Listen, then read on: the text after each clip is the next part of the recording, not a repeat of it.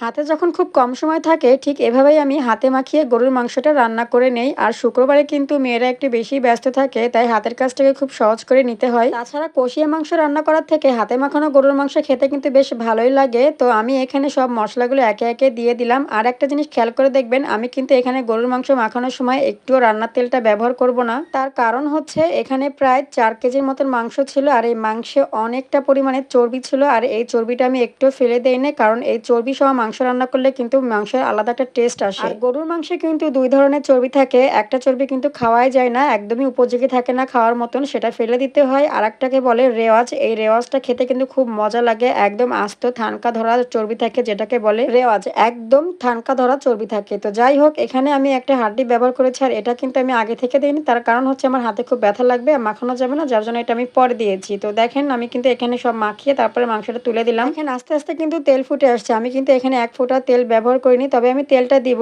এখন না, মাংসটা ঠিক অনেকক্ষণ কষানোর পর তারপরে গিয়ে আমি তেল দিব। আমি কিন্তু প্রেসার কুকারে রান্না করব না। একটা জিনিস দেখবেন যে অনেক মাংস একসঙ্গে রান্না করলে কিন্তু প্রেসার কুকারে দেওয়া লাগে না। তো দেখেন, আমি কিন্তু এখানে একটু তেল দিয়ে দিয়েছি, যে চর্বি আর সয়াবিন তেল একটু দিয়ে তারপরে আমি কিন্তু এই পুরো মাংসটা রান্না করে নিয়েছিলাম। খেতে কিন্তু অসম্ভব মজা হয়েছিল। তো যাই হোক, যেটা বলছিলাম যে অনেক মাংস রান্না করলে কিন্তু প্রেসার কুকারে দেওয়ার দরকার হয় না, কারণ মাংসের একটা ভাপে ভাপে কিন্তু মাংসটা সেদ্ধ হয়ে যায়। অল্প মাংস রান্না করতে গেলে প্রেসার কুকার লাগে, আর বেশি মাংস এই জন্যই প্রেসার কুকার লাগে না। তো কথা বলতে বলতে দেখেন, আমি কিন্তু চুই ঝাল দিয়ে দিলাম। আর গরুর মাংসে চুই ঝাল দেবো না তা তো হবে না। তারপরে আরো একটা জিনিস, গরুর মাংসে কিন্তু এই গরম পানিটা দিলে খেতে খুব ভালো হয়, মাংসটা মাংসের স্বাদটা অনেকটা বেড়ে যায়। বিশেষ করে গরম পানি ব্যবহার করা ভালো যে কোনো মাংস। তো এইভাবে রান্না করেছিলাম মাংসটা। শেষ পর্যন্ত আর ভিডিও করা হয়নি, তবে মাংসের রান্নাটা খেতে কিন্তু অসম্ভব মজার হয়েছিল।